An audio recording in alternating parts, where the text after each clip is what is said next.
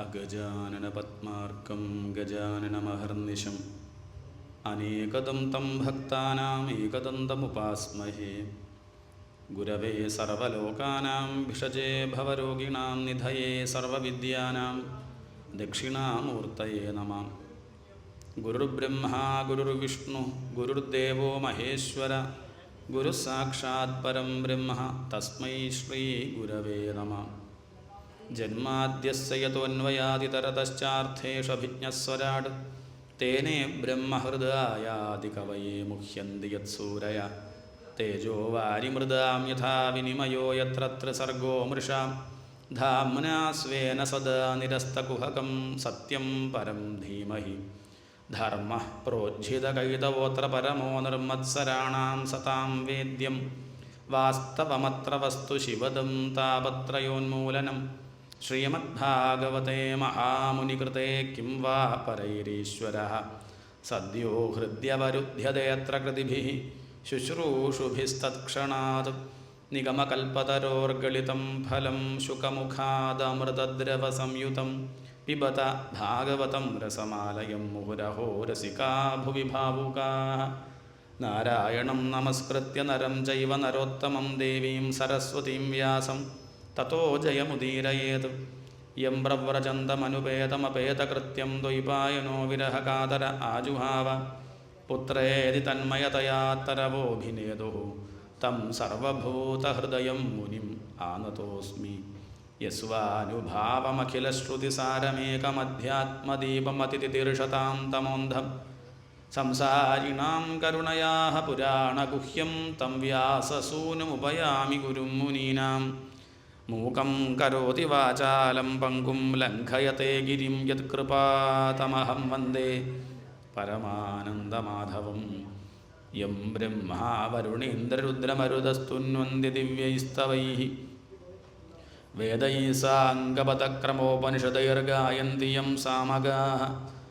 ധ്യാനാവസ്ഥിതതദ്ഗതേന മനസാ പശ്യന്തി യം യോഗിനോ യസ്യാന്തം ന വിദുഃസുരാസുരഗണാ. ദേവായ തസ്മൈ നമഃ. കോമളം കൂജയൻ വേണും ശ്യാമളോയം കുമാരകഃ. വേദവേദ്യം പരം ബ്രഹ്മ ഭാസതാം പുരതോ മമ. ഭൂതൈർമഹദ്ഭിര്യയിമാ പുരോ വിഭൂനിർമായ ശേതേദമൂഷു പൂരുഷ. ഭുങ്ക്തേ ഗുണാൻ ഷോഡശ ഷോഡശാത്മകസ്തോലം കൃഷീഷ്ട ഭഗവാൻ വചാംസി മേ. ബുദ്ധിർബലം യശോധൈര്യം നിർഭയത്വം അരോഗതാ ജാഡ്യം വാക്പടുത്വം ച ഹനൂമത്സ്മരണാത് ഭവേത്. ഉഗ്രം വീരം മഹാവിഷ്ണും ജ്വലന്തം സർവതോമുഖം. നരസിംഹം ഭീഷണം ഭദ്രം മൃത്യുമൃത്യും നമാമ്യഹം. യോ അന്തഃപ്രവിശ്യ മമ വാചമിമാം പ്രസുപ്താം സഞ്ജീവയത്യഖിലശക്തിധരസ്വധാംനാ. അന്യാംശ്ച ഹസ്തചരണശ്രവണത്വഗാദീൻ പ്രാണാൻ നമോ ഭഗവതേ പുരുഷായ തുഭ്യം. ഗോവിന്ദനാമസങ്കീർത്തനം ഗോവിന്ദ. എല്ലാ സജ്ജനങ്ങൾക്കും നമസ്കാരം. എല്ലാവരും സുഖമായിട്ടിരിക്കുകയല്ലേ? എന്താ ഉത്തരല്ലേ? എന്തായാലും നല്ലൊരു അച്ചടക്കം, ഈ ഒരു സമ്പ്രദായം വളരെ സന്തോഷമുണ്ട്. ഏതായാലും ഇനിയുള്ള 7 ദിവസം ഈശ്വര കഥകൾ പറയുക, വെറുതെ പറയല, അതൊന്ന് വിചാരം ചെയ്യുക, അതിലൂടെ സഞ്ചരിക്കുക. അതാണ് ഭാഗവത സപ്താഹം എന്ന് പറഞ്ഞാൽ താല്പര്യം. സപ്താഹം എന്ന് പറഞ്ഞാൽ നമുക്കറിയാലോ, 7 ദിവസം എന്ന അർത്ഥം. എന്താണ്? 7 ദിവസം, അത്രയും അർത്ഥമുള്ളൂ, വേറെ അർത്ഥമൊന്നുമില്ല. 7 days 1 week, അതാണ് സപ്താഹം എന്ന് പറഞ്ഞ അർത്ഥം. അപ്പോൾ 7 ദിവസമായിട്ട് നമ്മൾ എന്ത് ചെയ്യണു? ഭാഗവതം വിചാരം ചെയ്യുമ്പോൾ അതിൻ്റെ പേരെന്തായി? ഭാഗവത സപ്താഹം. 7 ദിവസം നമ്മൾ പരദൂഷണം പറഞ്ഞിരിക്കുകയാണെങ്കിൽ അത് പരദൂഷണ സപ്താഹം. തെറ്റൊന്നുമില്ല, പരദൂഷണ സപ്താഹം തന്നെയാണ് പറയുക. പക്ഷേ ഇത് ഭാഗവതം ചിന്തിക്കുന്നത് കൊണ്ട് ഭാഗവത സപ്താഹം എന്ന് പറയുകയാണ്. ഭാഗവതം എന്ന് പറഞ്ഞാൽ ഭഗവാനുമായിട്ട് ബന്ധപ്പെട്ടത്. ഭഗവാനുമായിട്ട് ബന്ധപ്പെടാത്ത വല്ലതും ഉണ്ടോ ലോകത്ത്? ഒന്ന് കാണിച്ചു. അങ്ങനൊരു സംഗതി ഇല്ല. എല്ലാം ഭഗവാനോട് ബന്ധപ്പെട്ടതാണ്. അപ്പോൾ എല്ലാം ഭാഗവതമാണ്. എന്നാലും വിശിഷ്യ ഈ ഒരു ഗ്രന്ഥത്തെ എന്ത് പറയാറുണ്ട്? ഭാഗവതം എന്ന് പറയാറുണ്ട്. അപ്പം നമ്മളിവിടെ ഈ ഒരു ഗ്രന്ഥത്തെ നമ്മൾ വിചാരം ചെയ്യണം. അത് എങ്ങനെ? 7 ദിവസം കൊണ്ട്. അതൊരു ഉപാസനാ പദ്ധതിയാണ്. കാരണം ഒരു കൊല്ലം കൊണ്ടൊക്കെ ഉപാസിക്കുന്നവരുണ്ട്. 335 അധ്യായമാണ്. അപ്പോൾ ഓരോ ദിവസം ഓരോ അധ്യായം വായിച്ചാൽ എവിടെത്തും? 335 ദിവസം കൊണ്ട് ഭാഗവതം മുഴുവനാക്കുക. പിന്നെ ഒരു 30 ദിവസം വിചാരം ചെയ്യാം. നവംബറിൽ കഴിയുമ്പോൾ ഡിസംബർ മുഴുവനൊന്ന് മൊത്തത്തിലൊന്ന് വിചാരം ചെയ്ത് ജനുവരി 1-ാം തീയതി വീണ്ടും തുടങ്ങുക. അങ്ങനെയൊക്കെയുള്ളൊരു ഉപാസന രീതിയൊക്കെ ഉണ്ട്. ഇനി അതല്ല, ഒരു 10 അധ്യായം വെച്ച് വായിക്കുകയാണെങ്കിൽ നമുക്ക് അങ്ങനെ 1 മാസം കൊണ്ട് 2 മാസം കൊണ്ട് ഇങ്ങനെയൊക്കെ പല രീതിയുണ്ട്. ഇതിപ്പം അർത്ഥവിചാരം കൂടി നടക്കുകയാണ്. വെറുതെ വായിക്കുക മാത്രമല്ല, അതിലെ പ്രധാനപ്പെട്ട ഭാഗം, അതിൽ ചെറിയ പ്രശ്നമുണ്ട്, ഏതാ പ്രധാനമല്ലാത്തത്. അങ്ങനെയില്ല, നല്ല ഔചിത്യം പോലെ ഓരോ ദിക്കിലെത്തുമ്പോൾ സമ്പ്രദായം കാണുമ്പോൾ ഇവിടെ ഇത് പറയാം, ഇതിവിടെ ചേരും, ഇതൊന്ന് വിസ്തരിക്കാം, മറ്റത് കുറച്ച് കുറയ്ക്കാം എന്ന് പറഞ്ഞ് ആ സ്ഥലം നോക്കി സാഹചര്യം നോക്കി ഭാഗവത്തിലെ വിഷയങ്ങൾ അങ്ങനെ സമയത്തിനനുസരിച്ച് വിചാരം ചെയ്യുകയാണ് 7 ദിവസം. പാരായണം പൂർണ്ണമായിട്ട് വായിക്കുന്നു, അധ്യായങ്ങളൊക്കെ കൂട്ടത്തിൽ എന്ത് ചെയ്യുന്നു, അതിലെ ചില ശ്ലോകങ്ങളൊക്കെ എടുത്തൊന്ന് വിസ്തരിക്കുന്നു. അതാണ് ഭാഗവത സപ്താഹം. അപ്പോൾ ചോദ്യം വരും, എന്തിനാപ്പോൾ ഇത്? അല്ലെങ്കിൽ നേരമില്ല. എന്താണ്? അല്ലെങ്കിൽ നേരമില്ല. അതിൻ്റെ ഇടയ്ക്ക് ഇനിയിപ്പോൾ 7 ദിവസം എന്തിനാപ്പോൾ ഈ സപ്താഹമൊക്കെ നടത്തണം ഒരു ചോദ്യം വരില്ലേ? ഇല്ല, എന്നാൽ ഉണ്ടാവണം ആദ്യം. അതാണ് ആദ്യം വേണ്ടത്. എന്തിനാണ് ഇങ്ങനെ നടത്തണം? ഇതെങ്ങനെ നടത്താൻ കുറച്ച് ചിലവുണ്ട്, മനുഷ്യപ്രയത്നമുണ്ട്. കുറേ പേരിങ്ങനെ വന്നിരുന്ന് നടത്തുമ്പോൾ കുറച്ച് പ്രയാസമാണ്. ഇങ്ങനെയൊക്കെ നടത്തിയിട്ട് ഇത് വേണ്ടതുപോലെ ആവണില്ലെങ്കിൽ, ഇതുകൊണ്ട് പ്രത്യേകിച്ച് പ്രയോജനമൊന്നും ഇല്ലെങ്കിൽ എന്തിനാണ്? അപ്പം അതുകൊണ്ട് എന്താണ് സപ്താഹം നടത്തിയാലുള്ള പ്രയോജനം? പല പ്രയോജനങ്ങളുണ്ടെങ്കിലും പ്രധാനമായിട്ട് പറയുകയാണെങ്കിൽ ചിത്തശുദ്ധി. എന്താണ്? ചിത്തശുദ്ധി. മറ്റ് പല പ്രയോജനം ഉണ്ട്, ഇല്ല പറയണില്ല. പക്ഷെ പ്രധാനമായിട്ടുള്ളത് എന്താ? ചിത്തശുദ്ധി. ഹൃദയം ശുദ്ധമാവും. ഇത് വേണ്ടതുപോലെയാണ് ഉപാസിക്കുന്നത്, സേവിക്കുന്നത് എങ്കിൽ സംശയമൊന്നുമില്ല, അയാളുടെ ഹൃദയം ക്രമേണ അങ്ങനെ ശുദ്ധാവും, ഉറപ്പാണ്. ഏതസ്മാതപരം കിഞ്ചിത് മനഃശുദ്ധ്യൈന വിദ്യതേ എന്നാണ് ഭാഗവത്തിലെ മാഹാത്മ്യം പറയുമ്പോൾ 1-ാമത്തെ അധ്യായത്തിൽ, അല്ലെങ്കിൽ പത്മപുരാണത്തിലെ 6 അധ്യായങ്ങളിലെ അതിൽ ഭാഗവത്തിൽ കൊടുത്ത 1-ാമത്തെ അധ്യായത്തിൽ ഈ ഒരു വിഷയം കാണാം. ഏതസ്മാതപരം കിഞ്ചിത്, ഇതിനേക്കാൾ വേറൊരു നല്ല സംഗതി ഇല്ല. എന്തിന്? മനഃശുദ്ധ്യൈ. മനസ്സ് ശുദ്ധാക്കാൻ ഇതിലും നല്ലൊരു സോപ്പ് ഇക്കാലത്ത്. ശ്രദ്ധിക്കണം, പണ്ടാണെങ്കിൽ ഉപനിഷത്തുണ്ട്, വേദമുണ്ട്, ഒക്കെ ഉണ്ട്. പക്ഷേ ഈ ഒരു കാലത്ത് അതൊന്നും നമുക്ക് ഗ്രഹിക്കാനുള്ള കഴിവില്ല, ബുദ്ധിയില്ല, സമയമില്ല, പറഞ്ഞാൽ മനസ്സിലാവില്ല. പക്ഷേ ഭാഗവതം പോലെ ഒരു സോപ്പ് മനസ്സ് ശുദ്ധാക്കാൻ കാലത്ത് വേറെ ഇല്ല. സോപ്പ് ഉണ്ടായിട്ട് കാര്യമില്ല, തേച്ച് കുളിക്കാൻ തോന്നണ്ടേ? അത് തേച്ച് കുളിക്കണമെങ്കിൽ ആർക്കേ തോന്നുള്ളൂ? ജന്മാന്തരേ ഭവേ. അത്രയും ജന്മാന്തരങ്ങളിൽ ആർജിച്ച പുണ്യം കൊണ്ട്, എന്ന് പറഞ്ഞാൽ ജന്മജന്മാന്തരങ്ങളിലായിട്ട് ചെയ്ത സൽക്കർമ്മങ്ങളുടെ ഫലം കൊണ്ടാണ് ഈ ഒരു ജന്മത്തെ ഇപ്പം ഇവിടെ ഇരുന്ന് ഭാഗവതം 7 ദിവസം കേൾക്കണം എന്നൊരാൾക്ക് തോന്നുന്നുണ്ടെങ്കിൽ, എല്ലാവർക്കും തോന്നണില്ലല്ലോ, ഉണ്ടോ? എല്ലാവർക്കും സപ്താഹം നോട്ടീസ് കിട്ടുമ്പോഴേക്കും അങ്ങോട്ട് ആവേശം ഉണ്ടോ? വന്നിരിക്കണം തോന്നുക ഇല്ല. ചിലർക്കുണ്ട്, ചിലർക്കത് കാണേണ്ട അർത്ഥം അത്രയ്ക്ക് പുണ്യമുണ്ട്, സുഹൃതം ചെയ്ത ജന്മമാണ് എന്നാണ് താല്പര്യം. അത്രയ്ക്ക് സുഹൃതം സൽക്കർമ്മങ്ങൾ ചെയ്താൽ മാത്രമേ ഒരു ജീവന് ഭാഗവതം കേൾക്കണം എന്നൊരു മോഹം ഉണ്ടാവുള്ളൂ. എന്ന് പറഞ്ഞാൽ ഇവിടെ ഇപ്പം ശ്രദ്ധിച്ചിരുന്ന നാളെ മുതൽ 7 ദിവസം കേൾക്കണം എന്നൊരാൾ വിചാരിക്കുന്നുണ്ടെങ്കിൽ, സാധിക്കില്ലെന്നുള്ളതൊക്കെ വേറെ വിഷയം. വിചാരിക്കുന്നുണ്ടെങ്കിൽ അയാൾക്ക് എന്തുണ്ട്? എന്തായാലും ഭഗവാന്റെ തലോടൽ ഏറ്റിട്ടുണ്ട്. നേരെ ആവട്ടെ എന്നൊരു സങ്കല്പം ആർക്കുണ്ട്? ഭഗവാനുണ്ടെന്ന് താല്പര്യം. അത്രയ്ക്കും ഭഗവാന്റെ കാരുണ്യം ഉണ്ടാകുമ്പോഴേ ഈ വക കാര്യങ്ങൾ കേൾക്കണം, മനസ്സിലാക്കണം എന്നൊരാൾക്ക് തോന്നുള്ളൂ. എല്ലാവർക്കും തോന്നണില്ല, അതാ പറയണത്. പറഞ്ഞു കൊടുത്താലും കേൾക്കാത്തവരുണ്ട്, കേട്ടാലും ശ്രദ്ധിക്കാത്തവരുണ്ട്, എത്ര കണ്ട് മാഹാത്മ്യം പറഞ്ഞാലും ഉൾക്കൊള്ളാൻ പറ്റാത്തവരുണ്ട്. അപ്പം ഇന്ന് ഭാഗവത്തിൻ്റെ മാഹാത്മ്യം പറയുകയാണ്. മാഹാത്മ്യം എന്ന് പറഞ്ഞാൽ പറയാൻ പറ്റണതല്ല. എന്താണ്? ഭഗവാന്റെ മഹിമ 7 ദിവസവും 41 ദിവസവും 108 ദിവസം ഒരു കൊല്ലം പറഞ്ഞിട്ട് തീരണില്ല. അങ്ങനെ ഇരിക്കുക നമ്മളിപ്പോൾ 1.5 മണിക്കൂർ കൊണ്ട്, അല്ല ഇപ്പോൾ സമയത്രയും നോക്കിയില്ലേ? ഇത്രയും 6 മണി 7 മണി വരെ പറഞ്ഞോട്ടെ. ബുദ്ധിമുട്ടാവുമോ? ഇപ്പം നിർത്തണം? ആധാരമാണ് അത്രയാണ്. അവർ 7 മണിയായാൽ കുഴപ്പമില്ലല്ലോ. എനിക്കെന്താ വെച്ചാൽ നിങ്ങൾ സന്തോഷമായിട്ടിരിക്കുക എന്നുള്ളതാണ്. ഞാൻ എപ്പോഴും സന്തോഷമായിട്ടിരിക്കുകയാണ്. പിന്നെ ഞാനിപ്പോൾ ഇവിടെ വന്നതെന്ന് വെച്ചാൽ നിങ്ങൾ സമാധാനമായിട്ടിരിക്കുക, അതാണ് ഉദ്ദേശം. എന്ത് ഉപാസനയുടെ ഉദ്ദേശം എന്താ? ബുദ്ധിമുട്ടിക്കുക അല്ലല്ല, സമാധാനമായിട്ടിരിക്കുക, സന്തോഷമായിട്ടിരിക്കുക. അപ്പോൾ അതാണ്. അപ്പം 7 മണി വരെ വലിയ കുഴപ്പമില്ലാണ്ട് നിങ്ങൾക്ക് ഇരിക്കാൻ പറ്റുമെന്ന് ഞാനങ്ങോട്ട് വിചാരിക്കുകയാണ്. ഇതിനിടയ്ക്ക് എണീറ്റ് പോകണമെന്ന് വെച്ചാൽ ഒരു കുഴപ്പമില്ല. ഇനിയിപ്പോൾ ഞാൻ എണീറ്റാൽ തിരുമ്പി എനിക്ക് എന്താ തോന്നുന്നത്? എനിക്കൊന്നും തോന്നില്ല. തിരക്കൊക്കെ ഉള്ളവരുണ്ടാവും, എന്തെങ്കിലും പറഞ്ഞ് ഏൽപ്പിച്ചൊക്കെ പോകുന്നവരുണ്ടാവും. ഇപ്പം സംശയിക്കേണ്ട, ഒന്ന് തൊഴുക, നമസ്കരിക്കുക, സമയമായ പോകാൻ കേട്ടോ, വിഷയമില്ല. എന്തായാലും ഒരു 7 മണി വരെ ഇരിക്കണം. ഒന്ന് മാഹാത്മ്യലേശം ഒന്ന് കേൾക്കണം എന്നുള്ളവർക്ക് ഒരു മണിക്കൂറെങ്കിലും വേണ്ട. നമുക്കൊന്ന് ആ അധ്യായം ഒന്ന് വായിച്ച്, അധ്യായം വായിക്കാൻ 20 മിനിറ്റ് എടുക്കും. പിന്നെ ഒരു കുറച്ച് സമയം കൊണ്ട് നമുക്ക് പറയും കൂടി ആകുമ്പോൾ ഒരു 7 മണിയുടെ ഉള്ളിൽ സമർപ്പിക്കാം. അതാണ് വിചാരിക്കുന്നത്. ഇപ്പം മാഹാത്മ്യം എന്ന് പറഞ്ഞാൽ ഭാഗവതം എന്ത്, എന്തിന്, എങ്ങനെ, എന്താണ് വളരെ ചുരുക്കി പറയുകയാണ്. അധികം ഒന്നും വിസ്തരിക്കേണ്ട, പോയിൻ്റായിട്ട് പറയുകയാണ്. ഭാഗവതം എന്ത്, എന്തിന്, എങ്ങനെ? ഭാഗവതം എന്താണെന്ന് പറഞ്ഞു കഴിഞ്ഞു. അതൊരു ഗ്രന്ഥമാണ്, മനുഷ്യൻ നേരെയാവാനുള്ള വഴി വർണ്ണിക്കുകയാണ്. അപ്പോൾ ചോദ്യം എന്തിന്? നേരെയാവാൻ. ഇപ്പം നേരെയല്ലേ? അല്ല. നേരെയാവുക പറഞ്ഞാൽ എപ്പോഴും സന്തോഷമായിട്ടിരിക്കുക, അങ്ങനെയാണോ? ആണോ? എപ്പോഴും. ഇപ്പം തിരുമേനി ഇതൊക്കെ കേൾക്കുമ്പോൾ ഒരു സന്തോഷമുണ്ട്, അത് വീട്ടിലെത്തിയാൽ മാറില്ലേ? അത് മാറും. ആ വാതിൽ അങ്ങോട്ട് തുറന്നാൽ പഴയ വിഷമം വീണ്ടും വരികയായി. ആളുകളുടെ കൂട്ടത്തിലിരിക്കുമ്പോൾ കുഴപ്പമില്ല, നാമം ജപിച്ചൊക്കെ ഇരിക്കുമ്പോൾ കുഴപ്പമില്ല, ഗുരുവായൂർ പോയി തൊഴുമ്പോൾ കുഴപ്പമില്ല, അവിടുന്ന് പുറത്തിറങ്ങിയാൽ വീണ്ടും പ്രശ്നം വരുന്നുണ്ട്. അതാ കുഴപ്പം. എപ്പോഴും ആ ശാന്തി നിലനിർത്താനായിട്ടില്ലല്ലോ. ഇല്ല. എന്നാൽ അങ്ങനെയാണെങ്കിൽ പിബത ഭാഗവതം രസം. ഇനി കയ്യിൽ നിന്ന് പോവാത്ത മട്ട് അത് കയ്യിലൊതുങ്ങണം. അതുവരെ എന്ത് ചെയ്യണം? ഇത് സേവിച്ചു കൊണ്ടിരിക്കുക. ശാന്തി എന്നും ഉണ്ടാവണം. അപ്പോൾ എന്തിനു ചോദിച്ചാൽ എപ്പോഴും സമാധാനമായിട്ടിരിക്കുക. രോഗം വന്നാലും മാറിയാലും, മുടി നരച്ചാലും ഇല്ലെങ്കിലും പറ്റുമോ? മക്കൾ പറഞ്ഞാൽ കേട്ടാലും ഇല്ലെങ്കിലും. അങ്ങനെയൊന്നും പറ്റില്ല. അങ്ങനെ പറയരുത്, അങ്ങനെ പറഞ്ഞാൽ പറ്റില്ല. ഏത് സാഹചര്യത്തിലും സമാധാനമായിട്ടിരിക്കാൻ സാധിക്കും, പറ്റും. അയാളെ പറ്റിയല്ലേ ഇവിടെ പറയണത്. സച്ചിദാനന്ദരൂപായ വിശ്വോത്പത്യാദിഹേതവേ താപത്രയ വിനാശായ ശ്രീകൃഷ്ണായ വയം നുമ. ആരെ പറ്റിയാണ് പറയണത്? ശ്രീകൃഷ്ണനെക്കുറിച്ചാണ്. അയാളുടെ കഥ എന്താ? എത്ര കഷ്ടപ്പാട് അനുഭവിച്ചോ? ഇല്ലില്ല. നമുക്കിങ്ങനെ തോന്നും നമ്മളാണ് ആ സന്ദർഭത്തിൽ കഷ്ടപ്പാടാണ്. പക്ഷേ അയാളായതുകൊണ്ട് ഒരു പ്രശ്നവുമില്ല. ജനിച്ചു തന്നെ ആസ്പത്രിയിലോ? അല്ലല്ല, ജനിച്ചു തന്നെ ഢാണാവിൽ ജനനം വളർന്നതിടയ പെണ്ണിൻ്റെ കൈത്തൊട്ടിലിൽ. ജനിച്ചു തന്നെ ചെയ്യില്ല, അതെന്നെ പ്രയാസം. പെറ്റ ഉടനെ തന്നെ അമ്മയ്ക്ക് നോക്കൂ, ആ ഉണ്ണി മാറിക്കിടക്കുകയാണ്. വളർത്തമ്മ യശോദയാണ്, അമ്മയുടെ കൂടെ പിന്നെ 11 വർഷം കഴിഞ്ഞിട്ടാണ് പെറ്റ അമ്മയെ കാണുന്നത്. നമുക്ക് അങ്ങനെയൊന്നും ബുദ്ധിമുട്ടുണ്ടായില്ല. ഉണ്ടോ? പ്രസവിച്ച് കുറച്ച് ദിവസം കഴിയുമ്പോഴേക്ക് ആ കുട്ടിയെ കൊല്ലാൻ ആരൊക്കെ വന്നു? പൂതന ലാളിക്കാനായിട്ട് വന്നതാ. നമ്മളെന്താ വിചാരിക്കുക? എടുത്ത് പാല് തരുന്നല്ലേ വിചാരിക്കുക. എന്നിട്ടോ വിഷപ്പാല്. നമുക്ക് അങ്ങനെ ബുദ്ധിമുട്ടുണ്ടായോ? ആരെയും കൊല്ലാൻ വന്നു?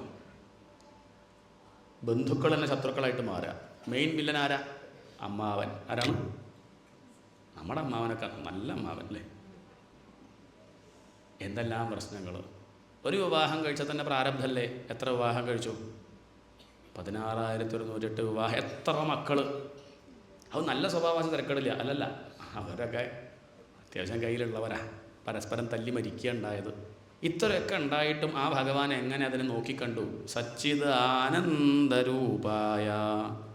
അദ്ദേഹത്തിൻ്റെ ആനന്ദത്തിന് ലേശം പോലൊരു കോട്ടം സംഭവിച്ചിട്ടില്ല എന്ന് പറഞ്ഞാൽ ഈ കഥ കേൾക്കുന്ന ഒരാൾ ആലോചിക്കും, എനിക്ക് അയാളെ ആശ്രയിച്ചേ പറ്റൂ. നാഥത്വം നോയത പ്രഭോ. അങ്ങനല്ലാണ്ട് വേറൊരാളെനിക്കില്ല, ഞാൻ അങ്ങയെ മാത്രമേ ആശ്രയിക്കുള്ളൂ. ഇത്രയും കാലം പലതിൻ്റെ പിന്നാലെ പോയി, പക്ഷെ ഇനി ഞാൻ ഇല്ല. ഏതേതാവത് വയം തു സ്ഥിരതര മനസാ വിശ്വപീഡാപഹത്യൈ നിശേഷാത്മാനമേനം ഗുരുപവനപുരാധീശം ഏവ ആശ്രയാമ. ഇനി ഞാൻ ഈ ഭഗവാനെ മാത്രം. ഇതുവരെയും പണത്തിനെ ആശ്രയിച്ചു, പദവിയെ ആശ്രയിച്ചു, പ്രശസ്തിയെ ആശ്രയിച്ചു. ഇനിയില്ല, ഇനി അതിൻ്റെ പിന്നാലൊന്നും ഓടണില്ല. എനിക്കെന്ത് മതി? ഈ ആനന്ദസ്വരൂപം, ആനന്ദം മാത്രം മതി, മനഃശാന്തി മാത്രം മതി എന്ന് കരുതി ആ ഭഗവാനെ മാത്രം ആശ്രയിക്കും. ഭാഗവതം കേട്ടാലുള്ള ലാഭം, കേൾക്കുക പറഞ്ഞാൽ വെറുതെ കേൾക്കല്ലോ കേട്ടോ, കേട്ട് അനുഭവിക്കുക, അതാണ് താല്പര്യം. നേത്രൈ ശ്രോത്രൈശ്ച പീത്വ. കണ്ണുകൊണ്ടും ചെവി കൊണ്ടും, എന്താ പറഞ്ഞത്? കണ്ണുകൊണ്ടും ചെവി കൊണ്ടും കുടിക്കുക. അത്രേ മേൽപ്പതൊരു പറഞ്ഞതാ.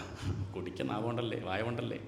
കണ്ണുകൊണ്ട് കാണുക, ചെവി കൊണ്ട് കേൾക്കുക എന്നല്ലേ പറയുക? അല്ലല്ല, നേത്രൈ ശ്രോത്രൈശ്ച പീത്വ. കണ്ണുകൊണ്ടും ചെവി കൊണ്ടും കുടിക്കുക എന്ന് പറഞ്ഞാൽ അകത്താക്കുക. ഭാഗവതം കുടിക്കുക എന്നാ പറയുക. എന്താ പറയുക? കേൾക്കാന്നല്ല. പിബത ഭാഗവതം രസം. ഈ ചെവികളെ കൊണ്ട് കുടിക്കൂ. കുടിക്കുമെന്ന് പറഞ്ഞാൽ ഹൃദയത്തിലാക്കൂ. കയ്യിൽ കിട്ടിയാൽ പോരാ, വായിച്ചാൽ പോരാ, പേജ് മറച്ചാൽ പോരാ, അതങ്ങനെ അകത്താക്കൂ. മെല്ലെ മെല്ലെ മെല്ലെ രുചിച്ച് അകത്താക്കൂ. ഭാഗവതം രസം, അത് രസമാണ്. രസോ വൈ സഹ. രസം എന്ന് പറഞ്ഞാൽ ബ്രഹ്മം എന്നർത്ഥം. അത് കിട്ടിക്കഴിഞ്ഞാൽ ഏവായം ലബ്ധ്വാ ആനന്ദീ ഭവതി. ഇതനുഭവിച്ചാൽ പിന്നെ ആനന്ദമാണ്, പിന്നെ ദുഃഖമില്ല. ദുഃഖത്തിൻ്റെ ലേശം പോലും ഇല്ല. അതാണ് ഭാഗവതം കേട്ടാലുള്ള ലാഭം. മറ്റ് ഭൗതികമായിട്ടുള്ള നേട്ടങ്ങൾ ഉണ്ടാവും, അതൊന്നും ഇല്ല പറയണില്ല. പക്ഷെ നമുക്കതല്ല പ്രധാനം. എന്താണ്? എന്താ? ഭാഗവതം കേൾക്കുന്നതിൻ്റെ ഉദ്ദേശം മനഃശാന്തിയാണ്. മറ്റ് പലതും ഉണ്ടാവും, അതൊക്കെ. പക്ഷെ അതല്ല മുഖ്യം. നമുക്കിപ്പം കൊപ്പര ആട്ടുന്ന സമയത്ത് എന്ത് കിട്ടും? കൊപ്പര പറഞ്ഞാൽ മനസ്സിലായില്ലേ? പറയില്ലേ ഇവിടെ? ഇല്ലേ? എന്താ പറയുക? കൊപ്പര നമ്മൾ ആട്ടുമ്പോൾ എന്താ കിട്ടുക? നമ്മൾ എന്തിനാ കൊപ്പര ആട്ടുന്നത്? എന്തിനാ? അല്ലേ? ഇവിടേക്ക് അങ്ങനെയല്ലേ? കോഴിക്കോടൊക്കെ അങ്ങനെയാണ്. കൊപ്പര ആട്ടുന്നത് വെളിച്ചെണ്ണയ്ക്കാണ്. പക്ഷെ കൂട്ടത്തിൽ എന്തും കിട്ടാറുണ്ട്, പിണ്ണാക്ക് കിട്ടാറുണ്ട്. പക്ഷെ നമ്മൾ മുഖ്യം ഏതാ? പക്ഷെ ആരും ചോദിച്ചാൽ നമ്മളെന്ത് പറയില്ല? ഞാൻ കൊപ്പരാട്ടുന്നത് പിണ്ണാക്കിനാന്ന് നമ്മൾ പറയില്ല. നമ്മൾ പറയുന്നതാ? കൊപ്പരാട്ടുന്നത് വെളിച്ചെണ്ണയ്ക്കാം. ഭാഗവതം കേൾക്കുന്നത് ചിത്തശുദ്ധിക്കാം. പിണ്ണാക്കായിട്ട് ചിലപ്പോൾ കല്യാണം കഴിഞ്ഞെന്ന് വരും, കുട്ടിയായിന്ന് വരും, സമ്പത്ത് കുറച്ച് കിട്ടിയെന്ന് വരും, കുറച്ച് മിച്ചം പണം വന്നെന്ന് വരും, അതൊക്കെ ഉണ്ടാവും. പക്ഷെ ലക്ഷ്യം എന്താണ്? അതൊക്കെ പിണ്ണാക്കാം. പ്രധാനം ചിത്തശുദ്ധി. അതുകൊണ്ട് എന്തെന്ന് ചോദിച്ചാൽ ഉത്തരം മനഃശാന്തിക്ക്, തൃപ്തിയായിട്ടിരിക്കാൻ, കൃതാർത്ഥനായിട്ടിരിക്കാൻ. അതിനാണ് ഞാൻ ഭാഗവതം കേൾക്കുന്നത്. എന്നെ കാണാനാ, വേറൊരാളെ കാണാനല്ല. കണ്ണാടി പോലെയാണ് ഈ ശാസ്ത്രം. കണ്ണാടി നോക്കുന്നത് എന്തിനാ? കണ്ണാടി കാണാൻ ആണോ? അല്ലല്ല, കണ്ണാടി കാണാൻ വേണ്ടി കണ്ണാടി നോക്കുക, വാങ്ങണമെന്ന് മാത്രം. പൊട്ടുണ്ടോ ചതവുണ്ടോ നോക്കാൻ. പിന്നെ കണ്ണാടി നോക്കുന്നതൊക്കെ ആരെ കാണാനാ? നമ്മളെ കാണാൻ. ഭാഗവതം വായിക്കുന്നത് ആരെ കാണാനാ? ഞാൻ എന്നെ ഇങ്ങനെ നേരെയാക്കുകയാണ്. ഞാനിവിടെ വന്ന് പ്രഭാഷണം ചെയ്യുന്നത് ആരെ നേരെയാക്കാനാ? ചേർപ്പിൽ കുറച്ച് ആൾക്കാരുണ്ട്, അവരെ അങ്ങോട്ട്. അല്ലല്ല, ഞാനിവിടെ വന്ന് പറയുന്നത് ഞാൻ നേരെയാവാൻ, അത്രയേ ഉള്ളൂ. അല്ല, മറ്റുള്ളവരെ നേരെയാക്കേണ്ട ബാധ്യത ഒന്നും എനിക്കില്ല. എനിക്കെന്നല്ല, ആർക്കും ഇല്ല. അവനവൻ ഇങ്ങനെ വായിച്ച് നേരെയാവണത് വരെ വായിച്ചുകൊണ്ടിരിക്കുക, കേട്ടുകൊണ്ടിരിക്കുക. പിബത ഭാഗവതം രസം മുഹുഹു പിബത ഭാഗവതം രസം. അതിനാണ് ഭാഗവതം കേൾക്കുന്നത്. ഇനി ഇതിൻ്റെ മാഹാത്മ്യം പറയണോ? അത് പത്മപുരാണത്തിൽ പറയുന്നുണ്ട്, സ്കന്ദപുരാണത്തിൽ പറയുന്നുണ്ട്. കാരണം ഒക്കെ രുചിച്ച് നോക്കിയാലാണല്ലോ ആര് രുചിച്ചു നോക്കിയാലാണ് വ്യാസർ. കുറേ പുരാണങ്ങൾ രചിച്ചു, അദ്ദേഹത്തിനൊരു തൃപ്തി വരുന്നില്ല പറഞ്ഞാൽ ഇത് ജനങ്ങൾ അങ്ങോട്ട് വായിക്കണില്ല, അതാ കുഴപ്പം. കുറേ എഴുതി വെച്ചു, ആരും വായിക്കണില്ലെങ്കിൽ വിഷമാവില്ലേ? അങ്ങനെ അദ്ദേഹം ഭാഗവതം അങ്ങോട്ട് എഴുതിയപ്പം അയാൾക്കും സന്തോഷം, എല്ലാവർക്കും ഇത് ഇഷ്ടപ്പെടും തോന്നി. മറ്റുള്ള പുരാണങ്ങൾക്കൊക്കെ ഈ ഒരു ഭംഗി ഉണ്ടാവണമെന്ന് കരുതി എന്ത് ചെയ്തു? ഈ ഭാഗവതത്തിൻ്റെ മാഹാത്മ്യം എല്ലാ പുരാണങ്ങളിലും അദ്ദേഹം പിന്നീട് ചേർക്കണമല്ലോ, അല്ലേ? ഏറ്റവും അവസാനം ഉണ്ടായതാണ് ഭാഗവതം. ഒരു പത്മപുരാണത്തിൽ എന്തുണ്ട്? ഭാഗവതത്തിൻ്റെ മാഹാത്മ്യം ഉണ്ടെന്ന് പറഞ്ഞാൽ അത് പിന്നീട് ആര് ചേർത്തു? വ്യാസർക്ക് ഈ ഭാഗവതം അങ്ങോട്ട് എഴുതിയ സമയത്ത് വലിയ സന്തോഷം തോന്നി. എല്ലാ പുരാണം വായിക്കുന്നവരും ഈ ഭാഗവതം വായിക്കട്ടെ എന്ന് കരുതി എല്ലാ പുരാണങ്ങളിലും എന്ത് ചേർത്തു? ഭാഗവതത്തിൻ്റെ മഹത്വം എഴുതി ചേർത്തു. അതോടുകൂടി എല്ലാ പുരാണവും എന്തായി? ഭാഗവതം ലേശം മാഹാത്മ്യം പറഞ്ഞപ്പം എല്ലാ പുരാണങ്ങളും കേമായി മാറി എന്നാണ്. അതിലെ പത്മപുരാണത്തിലും സ്കന്ദപുരാണത്തിലും ഒക്കെ ഉണ്ട് ഈ മാഹാത്മ്യം. അതിലെ പത്മപുരാണത്തിലെ മാഹാത്മ്യമാണ് നമ്മളൊക്കെ നോക്കാറ്. ചില ദിക്കിൽ പോയാൽ സ്കന്ദപുരാണം, തമിഴ്നാട്ടിലൊക്കെ പോയാൽ അവിടെ സ്കന്ദപുരാണം വായിക്കുന്നത് കാണാം. ദേവനാഗരി പുസ്തകമാണെങ്കിൽ ആദ്യമൊക്കെ പത്മപുരാണത്തിൻ്റെ മാഹാത്മ്യം കാണാം, ഏറ്റവും അവസാനം സ്കന്ദപുരാണത്തിലും കാണാം. ഗുരുവായൂർ ദേവസ്വം ഇറക്കുന്ന പുസ്തകങ്ങളിലൊക്കെ പത്മപുരാണത്തിൽ മാത്രമേ കൊടുത്തിട്ടുള്ളൂ. അത് ഇവിടെയുള്ള കേരളത്തിലുള്ള ഒരു ശൈലി അങ്ങനെ ആയതുകൊണ്ടാണ്. ഒക്കെ മാഹാത്മ്യം, ഭഗവാന്റെ മാഹാത്മ്യം, ഭാഗവത്തിൻ്റെ മാഹാത്മ്യമാണ് ഈ കാണുന്നതൊക്കെ. ഏതാവാനസ്യ മഹിമ എന്നാണ് ഈ കാണുന്നതൊക്കെ. എന്താണ്? ആ പരബ്രഹ്മത്തിൻ്റെ മഹിമ തന്നെയാണ്. എങ്കിലും നമ്മളിപ്പോൾ അവിടെ വന്നിരിക്കുമ്പോൾ ആ ഒരു ശിഷ്ടാചാരം മാനിച്ച് പത്മപുരാണത്തിലെ ആ ഒരു മാഹാത്മ്യ കഥകൾ, കുറച്ച് കാര്യങ്ങൾ അതിൽ പറയുന്നുണ്ട്. 3 കഥകളിൽ 3 കാര്യങ്ങളാണ് പറഞ്ഞു തരുന്നത്. എങ്ങനെ വേണം ഭാഗവതം കേൾക്കാൻ, എന്താണ് ഭാഗവതം കേട്ടാലുള്ള ലാഭം, എങ്ങനെ വേണം എന്നുള്ളതൊക്കെ ഒന്ന് വർണ്ണിക്കുകയാണ്. ആദ്യം തന്നെ ചുരുക്കി എന്താണ് ഭാഗവതം കേട്ടാലുള്ള ഫലം എന്ന് പറഞ്ഞു കഴിഞ്ഞു. അതാണ് സച്ചിദ ആനന്ദരൂപായ, ആനന്ദസ്വരൂപനാണ് ഭഗവാൻ. എന്താ ഭഗവാന്റെ ജോലി? വിശ്വോത്പത്തിയാദിഹേതവേ, ഈ പ്രപഞ്ചത്തെ ഉണ്ടാക്കുന്നു, നിലനിർത്തുന്നു, കുറച്ച് കഴിഞ്ഞാൽ മറയ്ക്കുന്നു. ആ ഭഗവാനെ ആശ്രയിച്ചാൽ എന്താ ലാഭം? ഈ പ്രപഞ്ചം ഉണ്ടാവുന്നതും നിലനിൽക്കുന്നതും ഇല്ലാണ്ടാവുന്നതും തോന്നലാണെന്ന് തിരിച്ചറിയുന്നു. താപത്രയ വിനാശായ, അതാണ് താപത്രയോന്മൂലനം. നാളെ വർണ്ണിക്കുമ്പം ഇതേ ആശയം തന്നെ ജ്ഞാന സമ്പ്രദായത്തിൽ നാളെ പറയും. ഇന്ന് ഭക്തി സമ്പ്രദായത്തിൽ പറയുകയാണ്, അത്രയേ ഉള്ളൂ. താപത്രയം, പലതരത്തിലുള്ള ദുഃഖങ്ങൾ നമുക്കുണ്ട്. ഈ ദുഃഖങ്ങളെ മുഴുവൻ നമ്മൾ ഒരു കള്ളി വരച്ച് തിരിച്ചാൽ ആധ്യാത്മികം, ആദിഭൗതികം, ആദിദൈവികം, ഇത്രയേ ഉള്ളൂ. ഇനി പറയുകയാണെങ്കിൽ ഭൗതികമായ ദുഃഖവും മാനസികമായിട്ടുള്ള ദുഃഖവും, ശാരീരികവും മാനസികവും അല്ലാണ്ട് ദുഃഖമുണ്ടോ? ഒന്ന് ശരീരത്തിന് വരുന്നത് ശരിക്കും പറഞ്ഞാൽ മാനസികമാണ് ദുഃഖമൊക്കെ. ശരീരത്തിന് വന്നാലും ദുഃഖപ്പെടാം. രോഗമുള്ളത് ദുഃഖമല്ല, അറിയേണ്ടതേ ദുഃഖമുള്ളൂ. ചിലതൊന്നും അറിയില്ല, കുറേ അങ്ങോട്ട് കഴിഞ്ഞ് സ്കാൻ ചെയ്യുമ്പോഴാണ് 10 കൊല്ലമായിട്ട് ഉണ്ടത്രേ, അറിഞ്ഞില്ല. അറിയാൻ നന്നായി, 10 കൊല്ലം വലിയ കുഴപ്പമില്ലാണ്ടിരുന്നല്ലോ, ഒന്ന് അറിഞ്ഞിരുന്നെങ്കിൽ അന്നേ എന്ന് പറഞ്ഞാൽ അർത്ഥം ശരിക്കും മാനസികമേ ഉള്ളൂ. പോട്ടെ, എന്നാലും നമുക്ക് പറയാം ശാരീരികമായിട്ടുള്ളത് ശരീരത്തിന് വരുന്നത്. പിന്നെ ശരീരത്തിനൊരു കുഴപ്പമില്ലെങ്കിലും ദുഃഖിക്കുന്നവരുണ്ട് അല്ലേ? ശരീരത്തിന് പ്രശ്നമൊന്നുമില്ല, എനിക്ക് കുഴപ്പമില്ല പറഞ്ഞിട്ട് കാര്യമില്ല. കുട്ടിയുടെ കാര്യം, ഭർത്താവിൻ്റെ കാര്യം, അല്ലെങ്കിൽ അതൊക്കെ തനിക്ക് കുഴപ്പമില്ല, ശരീരത്തിന് കുഴപ്പമില്ല, പക്ഷേ ഉറക്കമില്ല. എന്താ കാരണം? മാനസികമായിട്ട് അത് ബുദ്ധിമുട്ടിക്കുന്നുണ്ട്. അപ്പോൾ ഈ ദുഃഖങ്ങളൊക്കെ തീരും ഭാഗവതം കേട്ടാൽ എന്നാണ് പറയുന്നത്. പിന്നെ ഭാഗവതം കേട്ടാൽ രോഗം മാറും അത്രേ. ഭാഗവതം കേട്ടാൽ മാനസികമായിട്ടുള്ള പ്രശ്നം തീരും അത്രേ. ഈ മക്കൾ പറഞ്ഞാൽ കേൾക്കാത്തതൊക്കെ ഭാഗവതം കേട്ടാൽ അങ്ങോട്ട് മാറും. നമ്മൾ കേട്ടാൽ മാറും, മക്കൾ കേൾക്കണമില്ല, അവരവിടെ ഇരിക്കുകയാണ്. നമ്മൾ കേട്ട് കഴിഞ്ഞാൽ അവരുടെ മനസ്സ് നേരെയാവും. അതല്ല പറയണത്, അതിനെപ്പറ്റിയല്ല ചർച്ച. ഇവിടെ വിഷയം എന്താ ചോദിച്ചാൽ, ശാരീരികമായിട്ടുള്ള പ്രശ്നങ്ങളും മാനസികമായിട്ടുള്ള പ്രശ്നങ്ങളൊക്കെ ഈ ഭാഗവതം കേൾക്കുമ്പോൾ മാറുമെന്ന് പറഞ്ഞാൽ ഇനി അങ്ങോട്ട് മുടി നരയ്ക്കില്ല എന്നല്ല. ചില അങ്ങനെയൊക്കെ വിചാരിക്കും, അങ്ങനെയൊന്നുമല്ല. മുടി നരയ്ക്കും, പക്ഷെ ദുഃഖിക്കില്ല. എന്താണ്? ഇതങ്ങോട്ട് കേട്ട് 7 ദിവസം കഴിഞ്ഞ് വീട്ടിൽ പോകുമ്പം മക്കളൊക്കെ പറഞ്ഞാൽ കേൾക്കുക, അതുമല്ല. മക്കൾ പറഞ്ഞാൽ കേൾക്കണില്ലെങ്കിലും അത് നമ്മളെ ബാധിക്കില്ല, അത്രയേ ഉള്ളൂ. ഇപ്പം മക്കൾ തറന്തല്ല് പറയുമ്പോൾ വളരെ വേദന ഉണ്ട്. ഇത് കഴിഞ്ഞ് വീട്ടിൽ പോയി അവർ തറന്തല്ല് പറയുമ്പോൾ നമ്മൾ കച്ചേരി പോലെ, ആഹാ,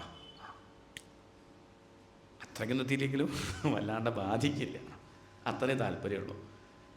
അല്ലെങ്കിലും ശ്രദ്ധിച്ചു നോക്കൂ, ഈ വക കാര്യങ്ങൾ ശ്രദ്ധിച്ച് വരുന്നതിനനുസരിച്ച് നമ്മൾ അനുഭവിക്കുന്ന ദുഃഖം കുറഞ്ഞു വരുന്നില്ലേ? പൂർണ്ണമായിട്ടില്ലാണ്ടേന്നൊന്നും ഞാൻ പറയണില്ല, പക്ഷേ കുറേശ്ശെ നമ്മൾ നോക്കിക്കാണുന്ന രീതിക്ക് മാറ്റം വരുന്നുണ്ട്.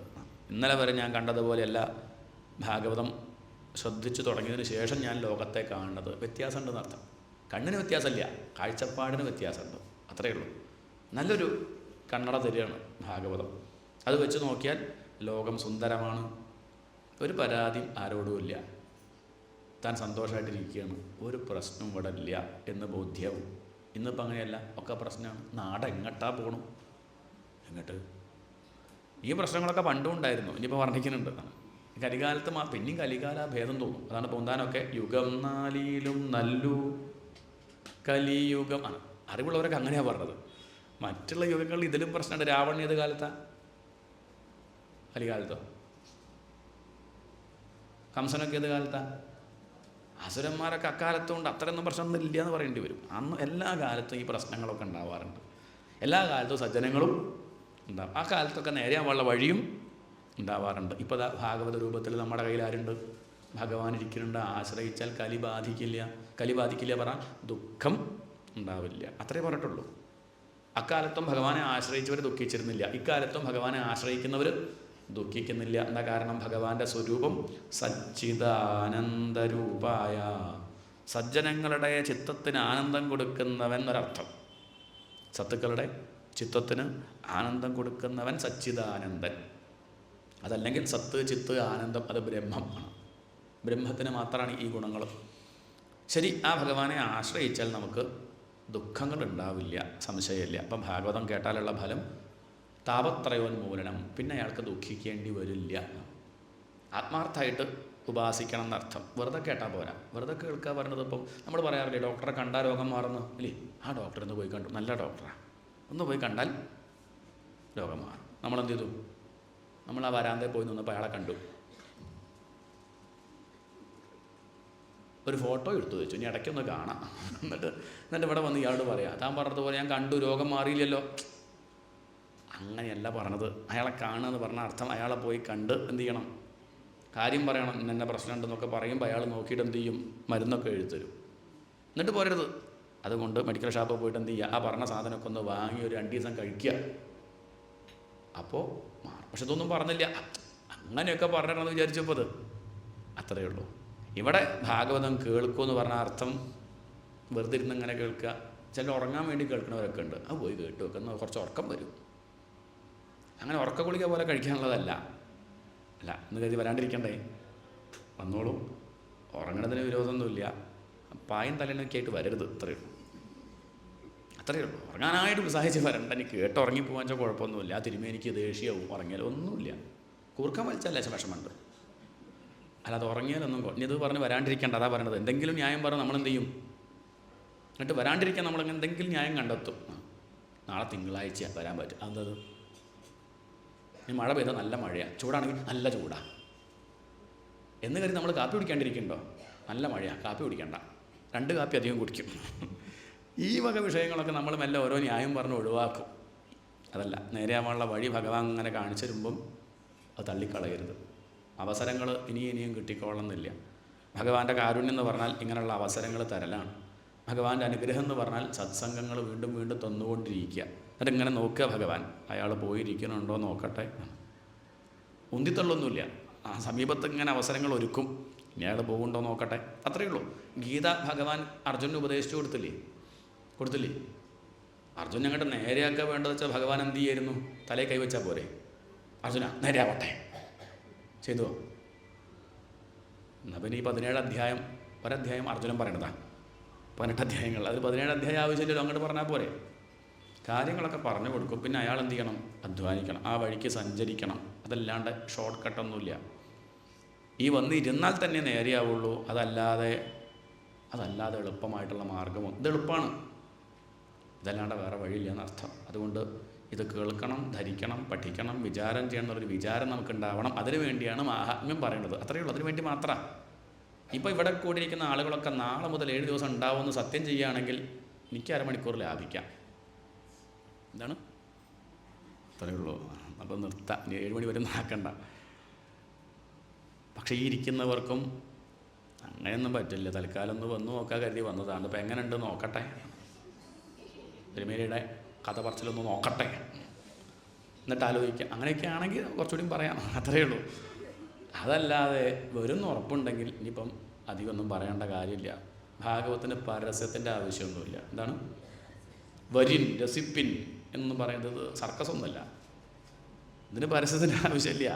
വേണമെന്നുള്ളവൻ എവിടുന്നെങ്കിലും വന്നിരുന്ന് കേൾക്കും. പക്ഷേ ഇതിനെപ്പറ്റി അറിയാത്തൊരു വ്യക്തിക്ക് മോഹം തോന്നാൻ എന്ത് ചെയ്യണത്? നമുക്ക് പാൽപ്പായസം ഇന്ന് വരെ കുടിക്കാത്ത ആൾക്ക് പാൽപ്പായസം കണ്ടാൽ കൊതി തോന്നുമോ? കുടിച്ച ആൾക്കോ? പാൽപ്പായസം അങ്ങനെ കൊണ്ടുപോകുമ്പോൾ കിട്ടിയ തരക്കേടില്ല. ആർക്കാ തോന്നുക? കുടിച്ച ആൾക്കേ തോന്നുള്ളൂ. ഭാഗവതം മുമ്പ് എപ്പോഴെങ്കിലും കേട്ടൊരാൾക്ക് ഭാഗവതം നോട്ടീസ് കണ്ടാൽ പിന്നെ ഉത്സാഹമായി. ആ സമയം എവിടെയും പോകരുത്, ശ്രദ്ധിച്ചിരിക്കണം, ഒരാഴ്ച പരിപാടിയാണ്, പോകണം. ആ ചിന്ത തുടങ്ങി. അല്ലാത്തവർക്കോ നോട്ടീസ് കിട്ടിയാൽ ചവയല വാരും. അതുകൊണ്ട് അത്രയേ ഉള്ളൂ.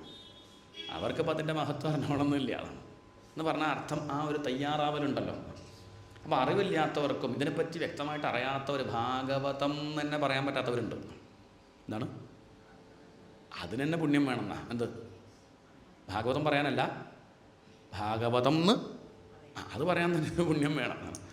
അപ്പം അതിൻ്റെ കേൾക്കാൻ പറ്റുക പറഞ്ഞാൽ പറയാനുണ്ടോ? അതാണ് പറഞ്ഞിരിക്കുന്നത്. അത് മാഹാത്മ്യം ഇവിടെ സൂചിപ്പിക്കുകയാണ്. അതെന്താ വെച്ചാൽ നമ്മൾ കാട് കയറി പല ദിക്കിലേക്ക് പോകാണ്ടിരിക്കാൻ ആചാര്യന്മാരെ ചിട്ടപ്പെടുത്തിയതാണെന്തോ ഈ 3 കഥ പറഞ്ഞ് അങ്ങോട്ട് നിർത്തിക്കോളൂ. ഇല്ലെങ്കിൽ ഇങ്ങനെ ആചാര്യന്മാരല്ലേ മൈക്ക് കിട്ടി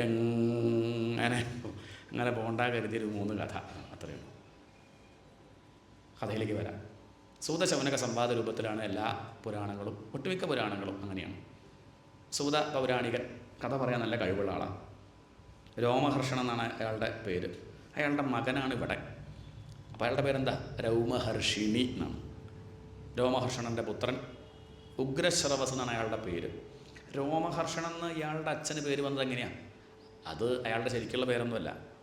അദ്ദേഹം കഥ പറയുന്ന സമയത്ത് കേൾക്കുന്നവർക്ക് രോമാഞ്ചം ഉണ്ടാവും. എന്ന് പറഞ്ഞാൽ അദ്ദേഹം ഇങ്ങനെ അനുഭവിച്ച് പറയുമ്പോൾ കേൾക്കുന്നവർക്ക് രോമാഞ്ചം ഉണ്ടാവുക, കേൾക്കുന്നവരുടെ കണ്ണീര് വരിക. ഇങ്ങനെ കഥ പറയാനുള്ള കഴിവാർക്കുണ്ട്? അതിപ്പോൾ എല്ലാവർക്കും ഉണ്ടാവുന്നില്ല.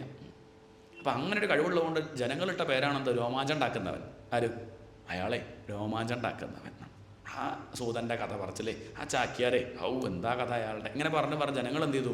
ഇയാൾക്ക് രോമഹർഷണം എന്ന് ജനങ്ങളിട്ട പേരാ. അയാളുടെ മകൻ ഉഗ്രശ്രവസ്. അച്ഛൻ്റെ ഗുണം മകന് കുറേശ്ശൊക്കെ ഉണ്ടാവില്ലേ? എന്നാൽ ഇയാൾക്ക് നല്ലോണം ഉണ്ട്, കുറേശ്ശൊന്നുമല്ല, അച്ഛനെ പോലെ തന്നെ. അത്രയ്ക്ക് കഥ പറയാനുള്ള കഴിവാർക്കുണ്ട്? ഈ രൗമഹർഷിണിക്കുണ്ട്. ഇദ്ദേഹമാണ് ഇവിടെ സൂതൻ. ശൗനകാത്ത് ഋഷീശ്വരന്മാർ കുറേ കാലമായിട്ട് യാഗം ചെയ്തു. എന്തിന്? ശാന്തി ആഗ്രഹിച്ചിട്ട്. എന്താഗ്രഹിച്ചിട്ട്? ശാന്തി, സമാധാനം ആഗ്രഹിച്ചിട്ട്. പക്ഷേ സമാധാനം ആവണമെന്നില്ല. ആകെ ഇങ്ങനെ പുകയാന്നല്ലാണ്ട് ഉള്ളിലും ഒരു ശാന്തി ഇല്ല, ഒരു സമാധാനമില്ല. നമുക്ക് ഉണ്ട് തന്നെ, നമ്മളെപ്പോലെ തന്നെ ഒക്കെ ഉണ്ട്. എന്നാ ചോദിച്ചാൽ എന്തോ ഒരു കുറവുള്ള പോലെ. ആരോഗ്യമില്ലേ, പിന്നെ കാശ് ബന്ധുക്കൾ ധാരാളമുണ്ട്, എന്നിട്ടെന്താ ചിരിക്കാത്തു? അത് എന്തോ ഒരു തൃപ്തിയില്ല. അത് ഈശ്വരനെ കിട്ടായിട്ടാണ്. കിട്ടേണ്ടത് കിട്ടിയില്ല.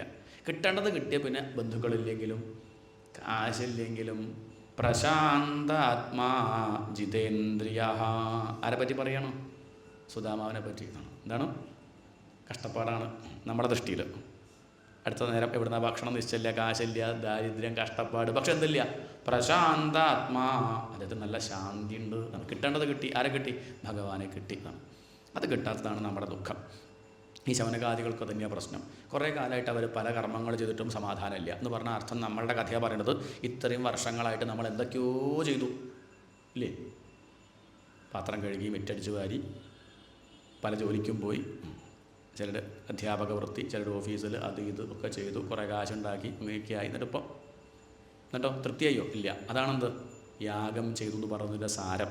നമ്മളുടെ കഥയാണ് പറയേണ്ടതെന്ന് അർത്ഥം. എന്നിട്ട് തൃപ്തിയായില്ല.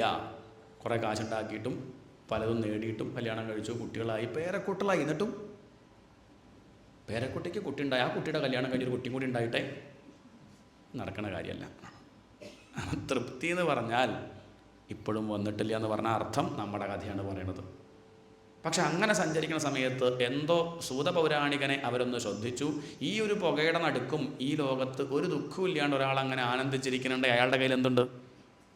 എന്തോ ഒരു മരുന്ന് അയാളുടെ കയ്യിലുണ്ട്. നമ്മളിങ്ങനെ ചിന്തിക്കണം. നമ്മളിങ്ങനെ പണത്തിൻ്റെ പിന്നാലെ ഓടുമ്പം ഇതൊന്നും ബാധിക്കാണ്ട സമാധാനമായിട്ട് ശാന്തനായിട്ട് ഒരാൾ ഇരിക്കുന്നുണ്ടെങ്കിൽ അയാൾക്കതെങ്ങനെ നമുക്ക് നോക്കാൻ നേരമില്ല. അത് നോക്കാൻ നിന്നാൽ 10 രൂപ പോവും. അത് പോട്ടെ, ഒരാഴ്ച ഒന്ന് ലീവ് എടുത്ത് നോക്കൂ. എന്താണ്? ജോലിക്ക് പോകണമെന്നുള്ളവർ ഞാൻ തരാം പൈസ. എന്താണ്? പൈസ ഞായറാഴ്ച അല്ലേ, 6 ദിവസത്തെ കാശ് ഞാനങ്ങോട്ട് തരാം, ഇരിക്കുമോ? എന്താണ്? അപ്പം മനസ്സിലാവും നമുക്ക് ഇപ്പം ഉണ്ടാക്കണേക്കാൾ അധികം ഉണ്ടാക്കാൻ പറ്റുന്നത് പഠിച്ചു കഴിഞ്ഞാൽ എന്ന് പറഞ്ഞാൽ ശാന്തി. പൈസയല്ല. നമുക്ക് മനസ്സ് ശുദ്ധമാണെങ്കിൽ ചെയ്യുന്ന പ്രവൃത്തി ഒന്നും കൂടി ഭംഗിയാക്കാൻ പറ്റും. ഇപ്പം നമ്മൾ വേണ്ടേന്ന് കരുതി ചെയ്യണം. എപ്പോഴും ഇങ്ങനെ കത്തിക്കൊണ്ട് മുറിച്ചുകൊണ്ടിരുന്നാൽ കുറച്ച് കഴിഞ്ഞാൽ മൂർച്ച കുറയും. എന്താണ് ഇല്ലേ? നല്ലോണം മുറിക്കണമെങ്കിൽ എന്ത് വേണം? ഇടയ്ക്കൊന്ന് മൂർച്ച കൂട്ടണ്ടേ? ഇപ്പം നമ്മൾ 7 ദിവസം എന്താ ചെയ്യണമെന്ന് വെച്ചിട്ടുണ്ടോ? മൂർച്ച കൂട്ടുകയാണ്. ഇനി ചെയ്യണ പ്രവൃത്തി ഒന്നുകൂടി ഭംഗിയാവുക ചെയ്യുക, മോശാവുകയല്ല.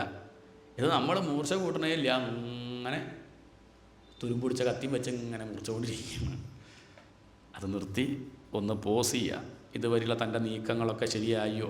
ഇനിയിപ്പോൾ എത്ര കാലമുണ്ട് അറിയില്ല. എന്താണ് ഇനി അങ്ങോട്ടുള്ള ജീവിതം? ഇതുവരെയും കുറേ കാലം കഴിഞ്ഞു, എന്തൊക്കെയോ ചെയ്തു, തൃപ്തിയായോ? ഇല്ല എന്ന് ശൗനകാദികൾ തിരിച്ചറിഞ്ഞു. ഭാഗവതം ശ്രദ്ധിച്ചിരുന്ന് കേൾക്കുന്നൊരു വ്യക്തിയും ഇത് അന്വേഷിച്ച് തിരിച്ചറിയണം.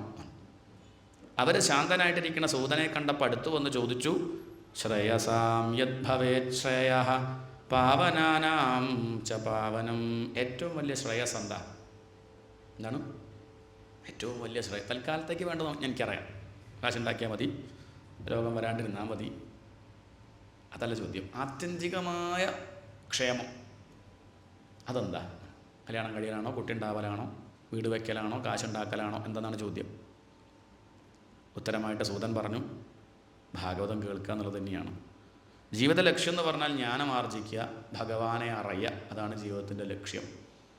ചിന്താമണിർലോകസുഖം സുരദ്രുഹു സ്വർഗസമ്പദം പ്രയച്ഛതി ഗുരുപ്രീതോ വൈകുണ്ഠം യോഗി ദുർലഭം.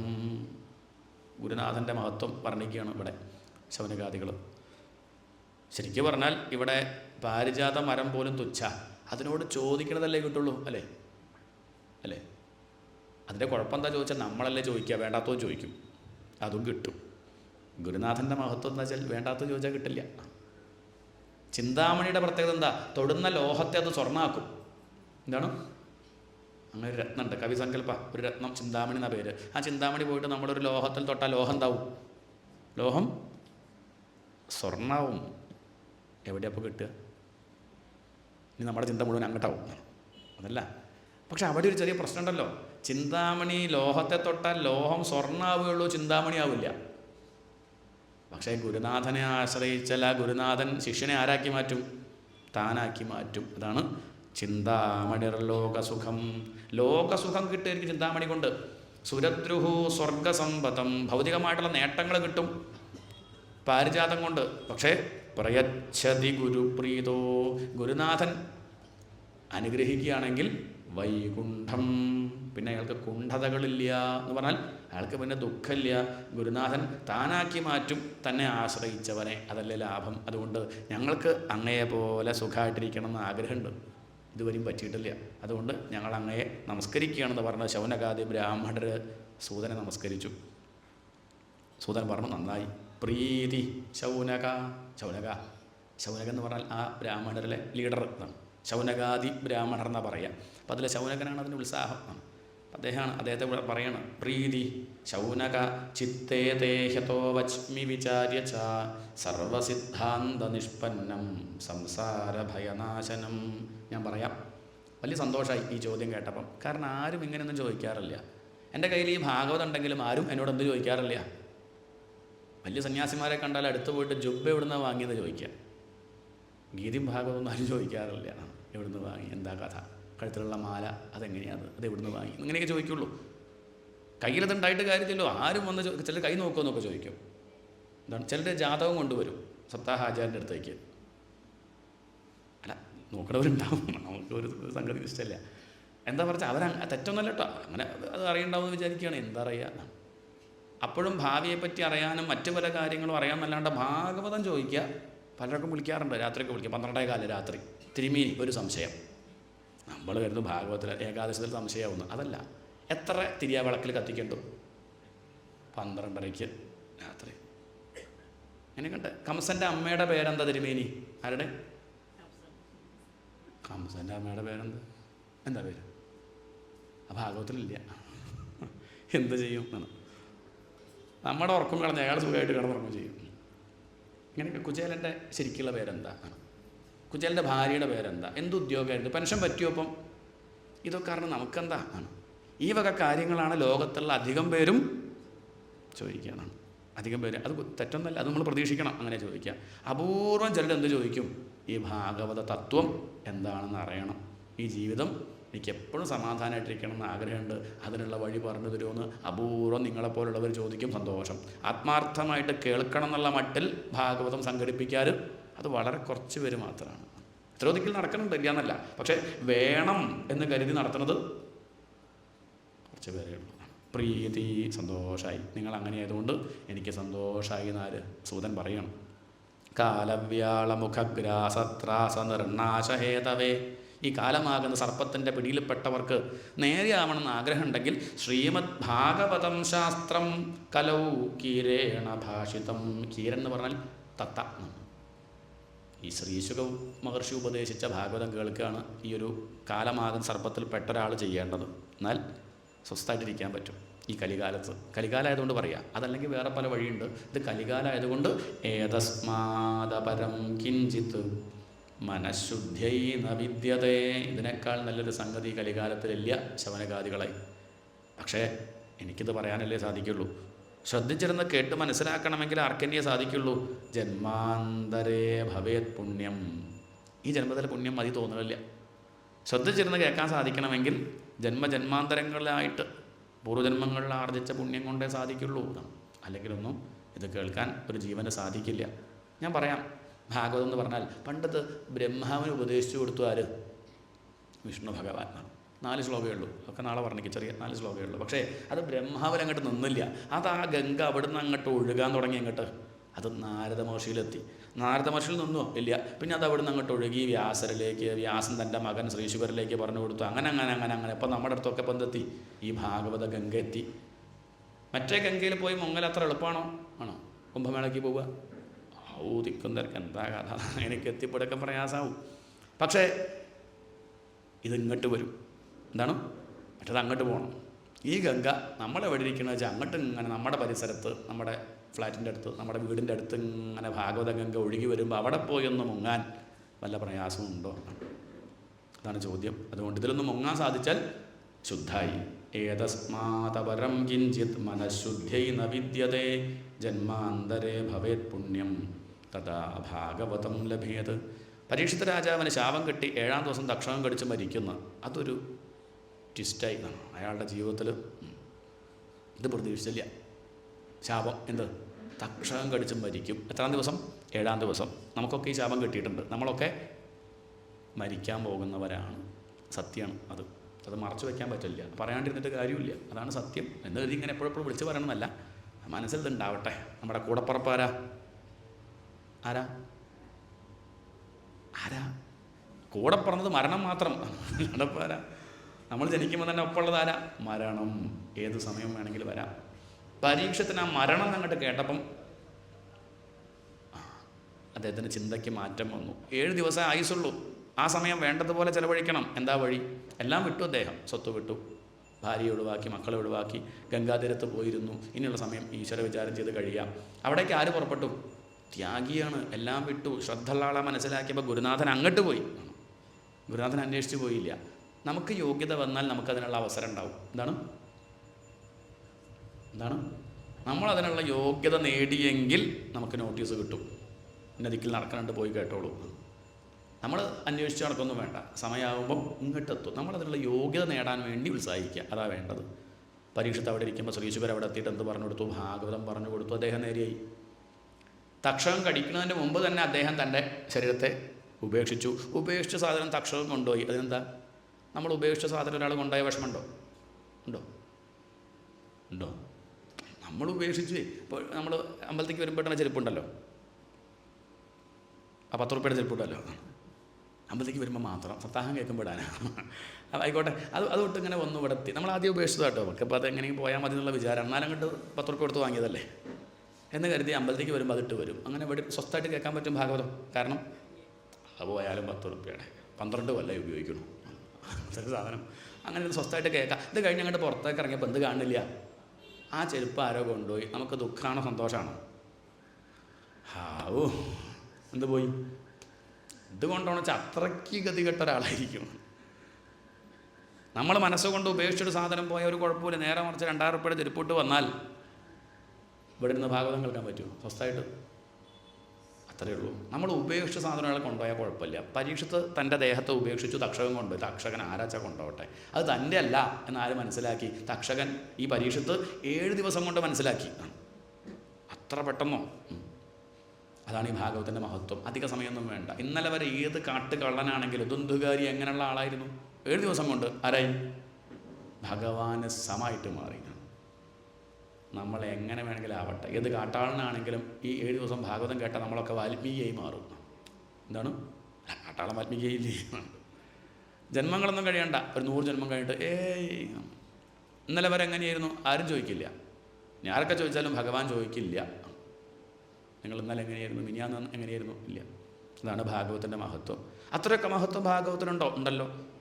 തൂക്കി നോക്കി പണ്ട് ബ്രഹ്മാവ് എന്ന് പറഞ്ഞ അർത്ഥം നമുക്ക് മനസ്സിൽ നിൽക്കാൻ വേണ്ടി പറഞ്ഞ ചിത്ര രൂപത്തിൽ, കഥാരൂപത്തിൽ. ബ്രഹ്മാവ് തുലാസുരത്ത് തൂക്കി നോക്കി. അന്ന് കിട്ടാവുന്ന ഗ്രന്ഥമൊക്കെ ഒരു തട്ടിൽ വെച്ചു, ഭാഗവതം മറ്റേ തട്ടിലും വെച്ചു. അത്ഭുതം എന്താ ചോദിച്ചാൽ ഭാഗവതം വെച്ച തട്ട് നല്ല കനം താഴ്ന്നു. ചെറിയ പുസ്തകം. അപ്പുറത്ത് വേദം വെച്ചിട്ട് ഋഗ്വേദം, യജുർവേദം, സാമവേദം, അഥർവവേദം, മഹാഭാരതം, പിന്നെ അദ്ദേഹം എഴുതിയ പുരാണങ്ങളൊക്കെ വെച്ചിട്ടും അത്രയ്ക്കൊന്നുമില്ല ഭാഗവതം. എന്നിട്ട് വെച്ച തട്ട് താഴ്ന്നു വെച്ചാൽ കനം കൊണ്ട് താന്നല്ല, ഗൗരവേണ ഇതം മഹത്. ഇതെല്ലാം വിഷയത്തിൻ്റെ കനം കൊണ്ട്. ഇത് ജനങ്ങളിലേക്ക് അങ്ങോട്ട് ഇറങ്ങി ചെല്ലുകയാണ്. എന്താണ് ഭാഗവതത്തിലെ വിഷയേ? ജനങ്ങൾക്ക് അങ്ങനെ അവനവനോട് പറയണത് പോലെ തൻ്റെ പ്രശ്നങ്ങളാണ് അവിടെ പറയണതെന്ന് ഇങ്ങനെ തോന്നിയ ആളുകളൊക്കെ ഇത് കൊണ്ടുനടക്കാൻ തുടങ്ങി എന്ന് താല്പര്യം. അപ്പോൾ ഒന്നാമത്തെ മാഹാത്മ്യം, ബ്രഹ്മാവ് സർട്ടിഫിക്കറ്റ് കൊടുത്തു. എന്താണ്? നല്ല ഗ്രന്ഥ. ഇനിയിപ്പം വേറെന്താ വേണ്ടു? ഇനി സംശയിക്കണോ? നാളെ മുതൽ വന്ന് കേൾക്കാൻ. ബ്രഹ്മാവാ പറഞ്ഞത് ഏറ്റവും നല്ല ഗ്രന്ഥം, ഈ കലികാലത്ത് ആശ്രയിക്കാൻ പറ്റിയ ഗ്രന്ഥം ഭാഗവതം. അതൊന്ന് പൂർണ്ണമായിട്ടൊന്ന് വായിച്ച് പഠിച്ചാൽ അയാൾക്ക് ഇനി വേറൊന്നും കേൾക്കേണ്ടതായിട്ടില്ല. നമ്മളിത് ലേശം അതും ഇതൊക്കെ പഠിക്കുമ്പോഴേ ബുദ്ധിമുട്ട്. എന്താണ്? കുറച്ച് ഗീത, ലേശം രാമായണം, കുറച്ച് ഭാഗവതം, എന്നൊരു പാക സംശയമാണ്. അതല്ല, ഏതെങ്കിലും ഗീതയാണെന്ന് മുഴുവനായിട്ടൊന്ന് ഗീത വായിച്ച് പഠിക്കൂ, പിന്നെ സംശയം ഉണ്ടാവില്ല. ഭാഗവതാണെന്ന് മുഴുവനായിട്ടൊന്ന് കേൾക്കൂ, പിന്നെ സംശയം. ഒരു സപ്താഹം മുഴുവൻ കേൾക്കൂ. ഇപ്പം കുറേ സംശയമൊക്കെ ഉണ്ടാവും, ചോദിക്കണ്ട. 7-ാം ദിവസം ചോദിക്കൂ. ഏഴാം ദിവസം ഒന്നും ഉണ്ടാവില്ല, ഒരു സംശയവുമില്ല. ഭിദ്യതേ ഹൃദയഗ്രന്ഥി ഛിദ്യന്തേ സർവസംശയാ ക്ഷീയന്തേ ചാസ്യ കർമാണി ദൃഷ്ട ഏവാത്മനീശ്വരേ. അയാൾക്ക് പിന്നെ സംശയങ്ങളില്ല, കർമ്മങ്ങളില്ല, ആനന്ദം മാത്രം. ശരി, ഒന്ന് ഭാഗവതം നല്ല ഗ്രന്ഥ മനസ്സിലാക്കി.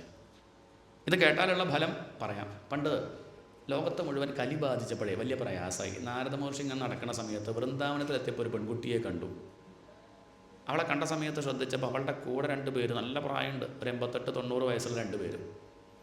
നാരദ മഹർഷി പിന്നെ അവളെ കണ്ടപ്പോൾ വേഗം പെട്ടെന്ന് അങ്ങോട്ട് മനസ്സിലായില്ല ആരാന്ന്. അദ്ദേഹം തിരിഞ്ഞങ്ങോട്ട് നടന്നപ്പോൾ അവൾ പറഞ്ഞു, അങ്ങനെ പോകരുതേ, ഭോ ഭോ സാധോ ക്ഷണം തിഷ്ഠ മച്ചിന്താമഭിനാശയ. അങ്ങെന്താ ഇങ്ങനെ കണ്ടിട്ടും കാണാത്ത പോലെ പോകുന്നത്? നിങ്ങളെപ്പോലുള്ള മഹാത്മാക്കൾ ഇങ്ങനെ ചെയ്താൽ എന്താ ചെയ്യുക? ഞങ്ങളെപ്പോലുള്ളവരുടെ പ്രശ്നങ്ങൾ തീർക്കേണ്ടത് നിങ്ങളല്ലേ. അതുകൊണ്ട് സാധോ സന്യാസി ഒന്ന് നിൽക്കണേ, ഞങ്ങളുടെ ഈ പ്രശ്നം ഒന്ന് മാറ്റണേ. ചോദിച്ചു, നീ ആരാ? എന്നെ മനസ്സിലായില്ല അങ്ങേക്ക്? ഞാനാണ് ഭക്തി. കണ്ടാൽ മനസ്സിലാവേണ്ടിയായിട്ടോ കലികാലത്തെ ഭക്തിയെ. ഭക്തിസൂത്രം എഴുതിയ ആളാണ് ആര്? നാരദർ. അതാണ് പ്രത്യേകത. ഭക്തിസൂത്രം എഴുതിയ ആൾക്ക് പോലും ഭക്തിയെ കണ്ടപ്പം കലികാലത്ത് മനസ്സിലാവണില്ല. കലികാലത്ത് ഭക്തി വേറൊരു സമ്പ്രദായം. ഒന്നും നമുക്ക് മനസ്സിലാവില്ല. ഭക്തി എന്ന് പറഞ്ഞാൽ നമുക്കൊന്നും പറയാനും വയ്യ. എന്തു ചെയ്യും? എന്താണ് ഭക്തി എന്ന് പറഞ്ഞ് ഓരോന്ന് കാണിക്കും, ഭാഗവതം എന്ന് പറഞ്ഞ് ഓരോന്ന് കാണിക്കും, സപ്താഹം എന്ന് പറഞ്ഞ പലതും കാണിക്കും. നമുക്ക് എന്ത് ചെയ്യാൻ പറ്റും? ഒന്നും ചെയ്യാൻ പറ്റില്ല. നമുക്ക് ഒന്നും ചെയ്യാൻ പറ്റില്ല. അതാവും ഭക്തി, ആവുമായിരിക്കും, നിശ്ചല്ല. ഇങ്ങനെ കലികാലത്ത് എന്താവും? ഭക്തി ഇങ്ങനെ പല രൂപം ധരിച്ച് നമുക്ക് കാണിച്ചാൽ അതിനെ എതിർക്കാനും ഒന്നും സാധിക്കില്ല. ചിലപ്പോൾ ഉള്ളിൽ ചിലപ്പോൾ ഭക്തിയൊന്നും ചിലർക്ക് ഉണ്ടാവില്ല. അങ്ങനൊരവസ്ഥ അങ്ങനെയൊക്കെ ഉണ്ടാവാറുണ്ട്. ഇനി കൂടുതൽ വിസ്തരിക്കണില്ല, അത് മോശമല്ലേ, കൂടുതൽ പറയാൻ പാടില്ല, അവിടെ നിർത്തുക. പിന്നെ നമുക്ക് ആലോചിക്കാം, നമ്മൾ കാണുന്നുണ്ടല്ലോ പലതും, അത്രയേ ഉള്ളൂ.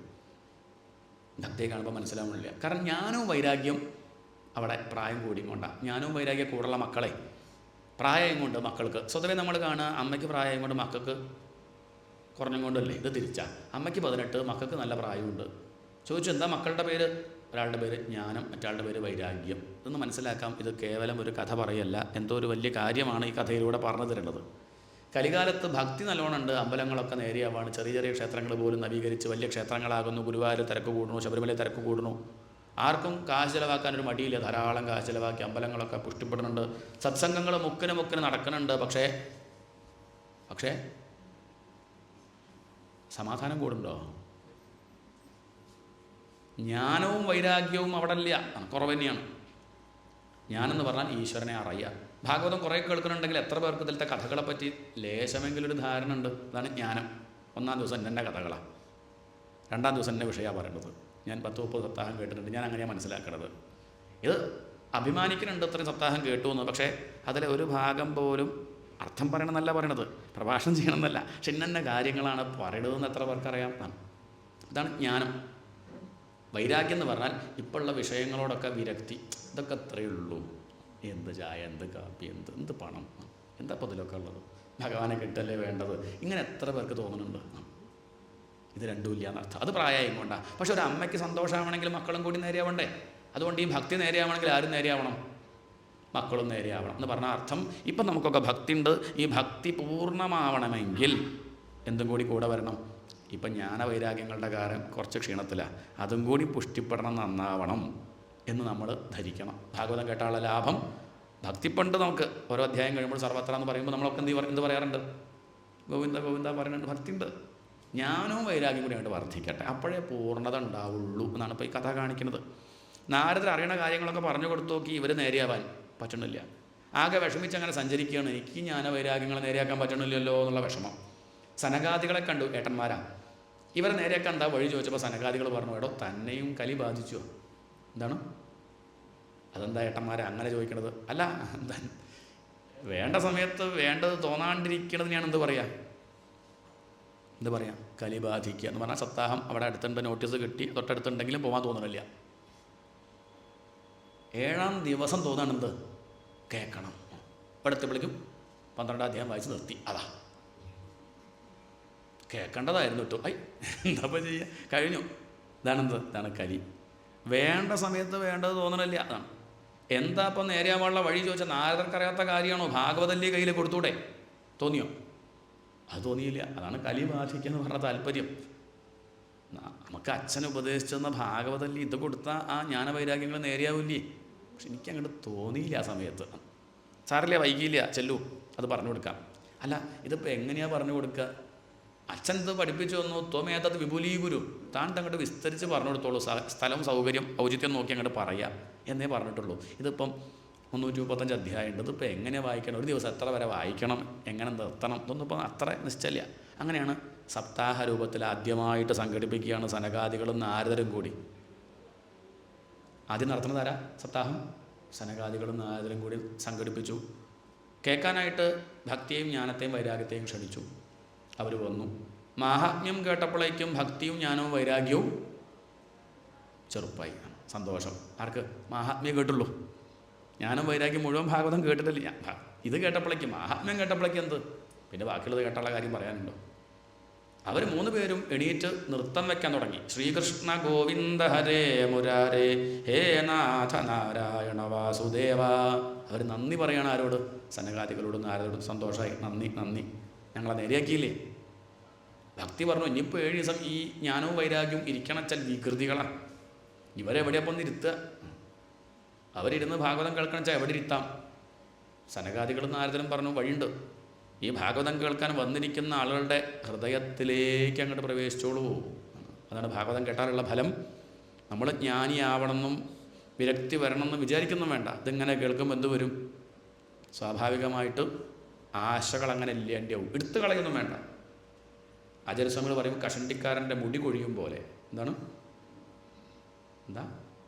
ആഗ്രഹങ്ങളങ്ങനെ ഇല്ലാണ്ടാവും. ഏതുപോലെ? കഷണ്ടിക്കാരൻ്റെ മുടി എങ്ങനെ കൊഴിയുക? എടുത്തു കളയുക. അയാൾ അറിയണില്ല, അതങ്ങനെ ഇതേപോലെ ഒന്നിനോട് മോഹം, അതിനാണ് വൈരാഗ്യം എന്ന് പറയുക. അത് വന്നോളും, നമ്മളായിട്ട് മെനക്കെടേണ്ട കാര്യമില്ല. അപ്പം ഭാഗവതം കേട്ടാലുള്ള ലാഭം ഭക്തിയും ജ്ഞാനവും വൈരാഗ്യവും ഉണ്ടാവും. ഇനി ഒരു കഥയും കൂടി പറഞ്ഞാലല്ലേ പൂർണ്ണമാവുള്ളൂ. കാരണം ഇത് കേൾക്കുന്ന ഒരാൾക്ക് ചിലർക്ക് ചിലർക്ക് കോംപ്ലക്സ് ഉള്ളവരൊക്കെ ഉണ്ടാവും.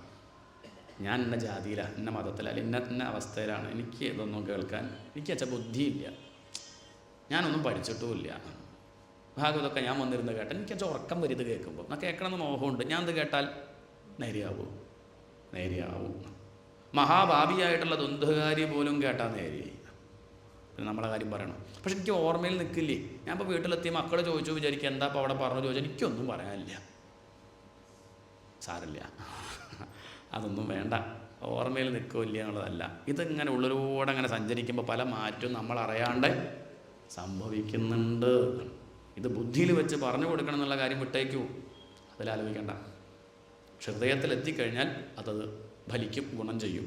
പണ്ടൊരു സ്ത്രീ ഒരു വലിയ പണക്കാരൻ്റെ വീട്ടിലെ, ഒരു വലിയ പണ്ഡിതനാണ്, അയാളുടെ വീട്ടിലെ പണിക്കാരിയാണ്. അപ്പോൾ അവൾ വരാൻ 10 മിനിറ്റ് വൈകിപ്പോയി. വീട്ടിൽ ജോലി ചെയ്ത് വരുമ്പം ഇയാളുടെ വീട്ടിൽ ജോലി ചെയ്യാൻ വരികയാണ്. പക്ഷെ വരുമ്പോൾ ഒരു സപ്താഹം കേട്ട് കുറച്ച് നേരം അങ്ങനെ നോക്കി നിന്നു. സമയം പോയത് അറിഞ്ഞില്ല. സപ്താഹം കേൾക്കുമ്പോൾ ഒന്നും അറിയില്ല. നമ്മളടുത്തേക്ക് നോക്കണ്ട കേട്ടോ. 6:59, 1 മിനിറ്റ് കൊണ്ട് തുന്തുകാരി ആണ്. അതുകൊണ്ട് അപ്പോൾ ഈ സ്ത്രീ ലേശം വൈകിപ്പോയി. അങ്ങനെ അവിടെ എത്തിയപ്പോൾ അദ്ദേഹം ചോദിച്ചു, 10 മിനിറ്റ് എവിടെയായിരുന്നു ചോദിച്ചു. അപ്പം പറഞ്ഞു 10 മിനിറ്റ് എവിടെയായിരുന്നു ചോദിച്ചാൽ കഥ കേട്ടിരിക്കുകയായിരുന്നു. അവിടെ ഒരു വലിയൊരു ജ്ഞാനി, അദ്ദേഹം ഇങ്ങനെ ഭാഗവതം പറയാണ്ട് കേട്ടുപോയി, ക്ഷമിക്കണം. അപ്പോൾ ഇയാൾ കളിയാക്കി ചോദിച്ചു, നീയൊക്കെ കേട്ടിട്ട് വല്ല കാര്യമുണ്ടോ? നീ കേട്ടാൽ എങ്ങനെയാണെന്ന് ഞാൻ പറയട്ടെ എന്ന് പറഞ്ഞ് അദ്ദേഹം ഇവളിയും കൊണ്ടുപോയിട്ട് ആ ചാണകക്കൊട്ട ഉണ്ടല്ലോ, അത് കൊണ്ടുപോയിട്ട്, ചാണകമൊന്നുമില്ല പക്ഷെ കൊട്ട ഉണ്ടല്ലോ, ആ കൊട്ട കൊണ്ടുപോയി കുളത്തിൽ അങ്ങോട്ട് മുക്കി വെള്ളം എടുത്തു. കിട്ടിയോ? ഇല്ല, വെള്ളമൊക്കെ പോയി. ഒന്നുകൂടി മുക്കി.